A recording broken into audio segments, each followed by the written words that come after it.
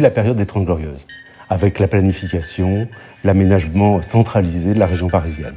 Avant, on avait eu Haussmann, c'était la même chose, encore plus concentrée, avec l'annexion des villages. Aujourd'hui, c'est la même question qui se pose, parce qu'on entre dans une nouvelle ère de transformation du Grand Paris. Est-ce qu'on peut faire la même chose et de la même manière ?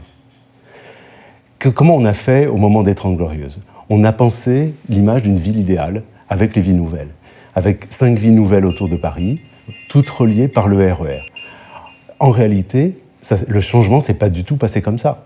On a commencé par le RER A, on a fait quasiment que le RER A d'ailleurs, et donc ça a renforcé les déséquilibres entre l'Est et l'Ouest, entre les gens qui habitent en Seine-et-Marne et qui travaillent à la Défense, et puis les autres villes nouvelles ont été beaucoup plus locales, puisque finalement elles n'ont pas été reliées à Paris. Et donc la question c'est la même aujourd'hui. Est-ce qu'avec le métro du Grand Paris, on imagine la ville idéale avec la rocade et avec la banlieue qui fonctionnerait exactement comme Paris, ou est-ce qu'on raisonne plutôt étape par étape ? Qu'est-ce qui va se passer au sud avec la ligne 15 par laquelle on commence ? Et ensuite, comment ce qui va se passer au sud va changer à l'est, etc. C'est-à-dire comment on est capable de s'affranchir d'une image idéale de la ville et d'une image planifiée de la transformation urbaine.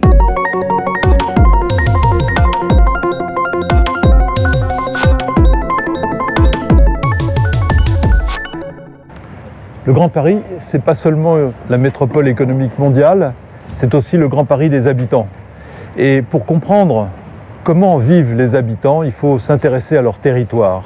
On s'aperçoit qu'ils vivent dans ce qu'on appelle des bassins de vie, c'est-à-dire des territoires où ils travaillent, habitent, consomment, sortent le soir, etc. Et puis ils vont à Paris, et puis parfois dans un autre territoire, mais ils ne vivent pas dans toute la métropole. Alors ça, c'est très important parce que ça définit au fond une échelle de proximité. Tous ces territoires ne sont pas aussi bien servis. Quand on habite à Paris, on a tout sous la main et un très bon réseau de transport en commun. Quand on habite loin de Paris, on n'a plus tous ces avantages.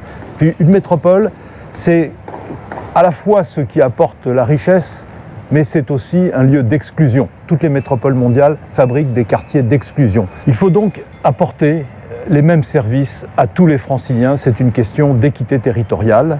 Donc, et aussi les doter de réseaux de transport locaux qui existent dans les métropoles de province et qui n'existent pas dans les territoires de l'Île-de-France.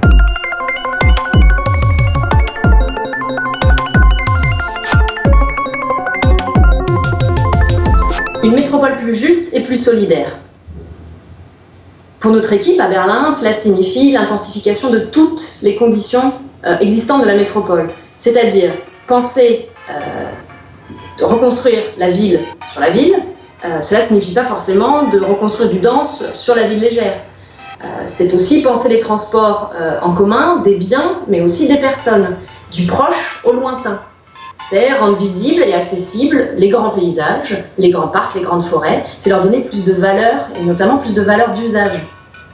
C'est aussi, en complémentarité des grands hubs économiques, donner plus de chance et plus de valeur aux initiatives économiques locales. En Seine-Saint-Denis, par exemple, là où on a un taux de chômage parmi les plus élevés en France, on a aussi le nombre de créations d'entreprises parmi les plus forts. Une métropole plus juste doit répondre aux enjeux climatiques. Les solutions peuvent être réglementaires, programmatiques ou techniques, mais elles peuvent aussi être envisagées comme des méthodes de travail, des approches. Cela passe par l'allègement des grandes structures et la revalorisation des structures existantes. Concrètement, c'est donner place aux initiatives locales d'autorégulation, intensifier les circuits de proximité et faire appel à l'autonomie et à la vigilance des citoyens individuels.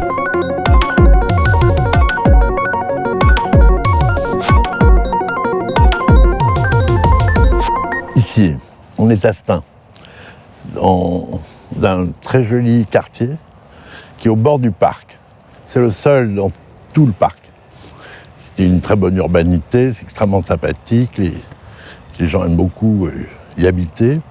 Et c'est l'exemple de ce qu'il faudrait faire sur 12 km de tour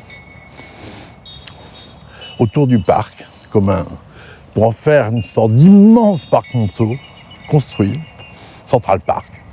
On a pris la métaphore de Central Park, et faire à ce moment-là un lieu attractif, incroyablement, non seulement pour les habitants des 6 communes qui font le tour, mais aussi pour tous les habitants du Grand Paris. C'est un lieu majeur du Grand Paris.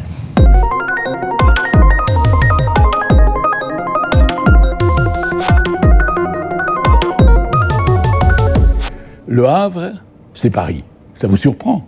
Ben, c'est pourtant une évidence quand on s'occupe des grandes métropoles mondiales. Toutes les grandes métropoles mondiales sont portuaires. Pourquoi ? Parce que le flux de la marchandise est essentiel à l'économie et donc le dynamisme économique qui est indissociable des grandes métropoles est nécessaire. Donc le Havre, c'est Paris.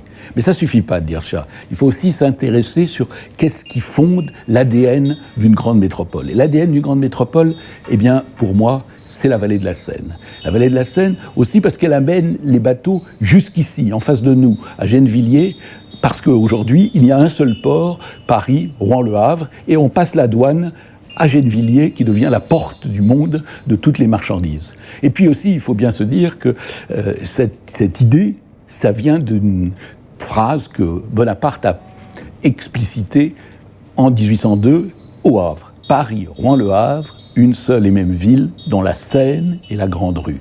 Je me suis emparé de cette scène et de cette situation, et on a travaillé, et aujourd'hui, le projet est en marche. Le projet est en marche, et il faut savoir que pour la COP21, seule la grande échelle permettra d'aboutir aux exigences de la COP21.